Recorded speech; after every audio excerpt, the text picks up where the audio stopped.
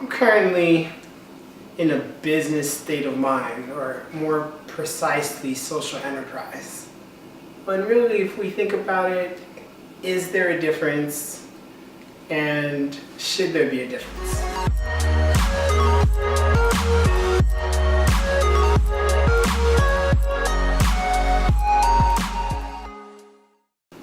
Alright, so as you may or may not know, I've helped to start a number of enterprises. Some for-profit, some not-for-profit. And during that process, I've really looked into each model to assess what makes sense, what doesn't, and it's helped to formulate my opinions.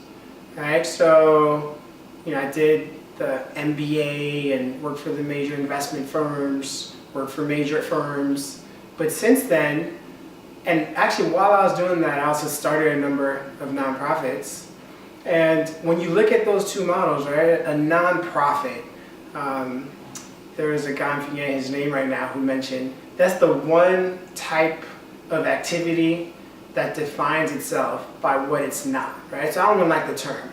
Rather than nonprofit, it's for purpose, right? It's meant to be doing something.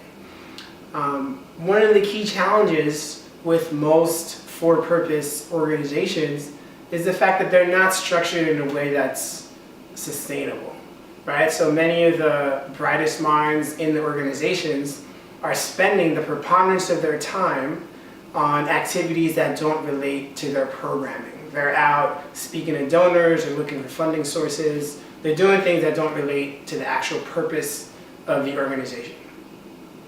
Then when you look at the for-profit entity, right, this is a type of institution that's been around for a very long time. And I believe that everything must evolve, right? So let's look, a couple weeks ago, I was in the Middle East, in Saudi in particular, and folks like Richard Branson, Masa's son from Japan, all these guys were there talking about business and enterprise. And the reason I mentioned Saudi is that it's the biggest producer of crude and oil on the planet. And so if you look at that industry, 50 years ago, it'd be easy to pump crude, whether in the Mideast or Africa, not do right by the society, the nearby people who live there, and then sell it abroad and have people buying clean gas in Los Angeles without regard for the process by which it was done, right? The only stakeholder that one has cared about really when it comes down to for-profit companies are the shareholders. How do we maximize profit? And I think that model is quickly becoming archaic, and it's not a matter of trying to do good.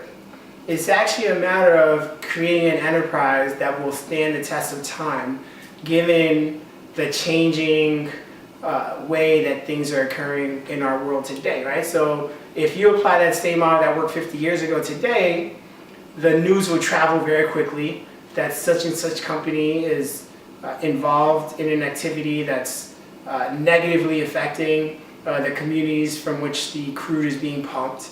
And people would probably stop buying the gas, whether in LA or in Europe or Asia, wherever else. And so as a matter of business, we need to take into account more stakeholders as we create enterprises.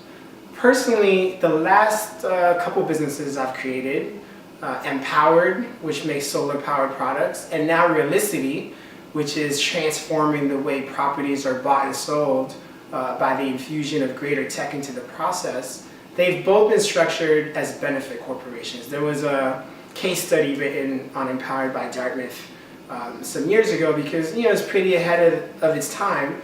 But now I feel like we're at a place where the future is now.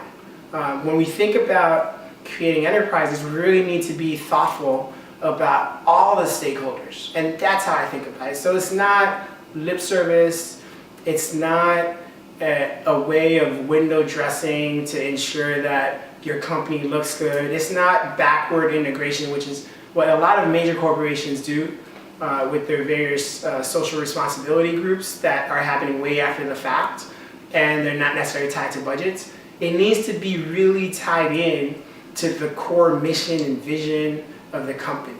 right? So for example, with Realisity, every time we sell a property, we're helping to create greenery and urban farming in the communities in which we're operating, right? So that helps to impact the local communities in a way that's beneficial to them. So they feel like this enterprise that's created in their community is benefiting them in more ways than just the core business, right? And so you need to think about all the various stakeholders. So the employees need to make sure that they're coming to a place where it's more than just a job. They feel the vision, they feel the impact that they're going to have.